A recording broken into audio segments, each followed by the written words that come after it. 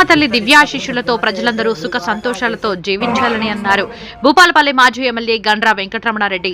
జయశంకర్ భూపాలపల్లి జిల్లా చిట్యాల మండలం నవాబుపేట గ్రామంలో ఎంతో భక్తి శ్రద్ధలతో నిర్వహిస్తున్న ముదిరాజు కులస్తుల ఆరాధ్య దైవం శ్రీ పెద్దమ్మ తల్లి విగ్రహ ప్రతిష్ఠ మహోత్సవ కార్యక్రమంలో మరియు గోరికొత్తపల్లి మండలం చెన్నాపూర్ గ్రామంలో నిర్వహిస్తున్న పెద్దమ్మ తల్లి ఆలయ వార్షికోత్సవ కార్యక్రమంలో ఆయన పాల్గొన్నారు. ఈ సందర్భంగా మాజీ ఎమ్మెల్యే గండ్రాకు ఆలయ కమిటీ నిర్వాహకులు ఘనంగా స్వాగతం పలికారు.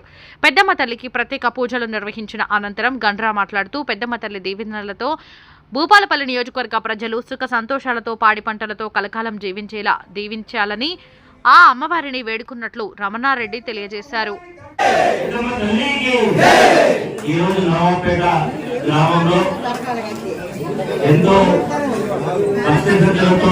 ఆలయాన్ని నిర్మించుకొని అమ్మవారిని ప్రతిష్ఠిస్తున్న సందర్భంగా ఈ కార్యక్రమాన్ని నిర్వహిస్తున్నటువంటి మరి మన ఈ ఆలయాన్ని నిర్మించి ఇప్పుడే అమ్మవారిని ప్రతిష్ఠిస్తున్నటువంటి రిత్వికులందరికీ అయ్యగారులందరికీ ఈ గ్రామంలో ఉన్నటువంటి గ్రామ పెద్దలకు ఆడబిడ్డలకు మన మండల ప్రముఖులకు గుజరాత్ సోదరులకు సోదరులందరికీ కూడా ఉదయపూర్వక నమస్కారం. గుజరాత్ సోదరుల ఆరాధ్య దైవమైనటువంటి పెద్దమ్మ తల్లి యొక్క ఆలయాన్ని నిర్మించుకుని ఈ రోజు రంగరంగ వైభవంగా చాలా మరి చెప్పాలంటే పెద్ద పండుగలాగా ఈ రోజు యొక్క కార్యక్రమం జరుపుకోవడం చాలా సంతోషం. మరి ఎందుకంటే ఈ ప్రాంతంలో ఉండేటువంటి గుజరాత్ సోదరులు నీటిని నమ్ముకుంటే మత్స్య సంపద పెరగడం, దానివల్ల మీకు కూడా కొంత ఆదాయం రావడం జరిగేటువంటిది. నేను గతంలో శాసనసభ్యుడిగా ఉన్నప్పుడు సరివాగు మీద ఒక మంచి జడ్డం కడితే నిత్యం అందులో మీ అందరికీ కూడా ఉపాధి దొరుకుతున్నటువంటి మంచి లక్ష్యంతో మీ అందరికీ నిర్మించడం, దానివల్ల వ్యవసాయ రంగానికి ఇటు మీ అందరికీ కూడా ఉపయోగపడుతున్న ఒక మంచి సంకల్పంతో చేయడం జరిగింది. దాని యొక్క ఫలితాలు ఇప్పుడు వస్తున్నాయి.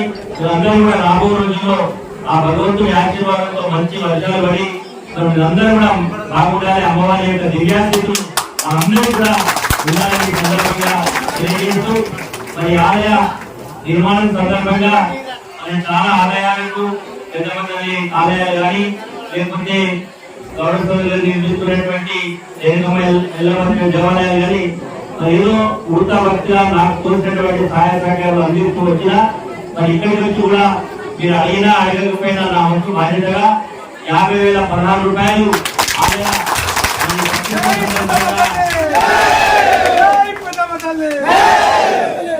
మరి ఇస్తానని మీ అందరూ తెలియజేస్తూ మరి మీ అందరూ కూడా ఎప్పుడన్నా మా అవసరం ఉన్నప్పుడు మీరు కూడా ఇతోనికంగా మీ సహాయ సహకారాలు కూడా అందించాలని కూడా మనస్ఫూర్తిగా అభ్యర్థిస్తున్నాం. అక్కడ కూడా గౌరవ మాజీ ముఖ్యమంత్రి కేసీఆర్ గారు మరి తెలంగాణ రాష్ట్రం చదువుతూ ఉండే ప్రాంతాన్ని ఈ రోజు పచ్చడి తెలంగాణ చేయడంలో వారు ఎంతో విభిన్నమైనటువంటి కృషి చేశారు, ప్రాజెక్టు కట్టించారు. దానివల్ల మత్స్య సంపద పెరగడం, గుజరాత్ సోదరులకు ఎంతో కొంత ఉపాధి రావడం జరిగింది. చేప పిల్లల ఉచితంగా ఇవ్వడం కానీ, గుజరాత్ సోదరులు పట్టేటువంటి వలలు కానీ అమ్ముకోవడానికి వాహనాలు కూడా ఇవ్వడం జరిగింది. ఈ సందర్భంగా మరి వారు ఎప్పుడు కూడా తెలంగాణ అంటే పచ్చగా ఉండాలి, పచ్చగా ఉండడం అంటే నీరుతో రావాలి, నీళ్లు రావాలి అనేటువంటి ఒక సంకల్పంతో వారు కోరుకోవడం జరిగింది. ఏదేమైనా రాబోయే మొన్న ఉగాది పంచాంగ శ్రవణం కూడా అయింది. ఈ సంవత్సరం కూడా మంచి వర్షాలు పడాలి, అందరికీ కూడా మంచి జరగాలని మనస్కారం కోరుకుంటూ ఈ పవిత్రమైనటువంటి రోజు ఈ ఆలయ ప్రతిష్ట మహోత్సవం సందర్భంగా వచ్చినటువంటి బంధుమిత్రులందరికీ కూడా మేము మరొకసారి శుభాకాంక్షలు తెలియజేస్తూ చంద్రబాబు తీసుకుంటున్నాం.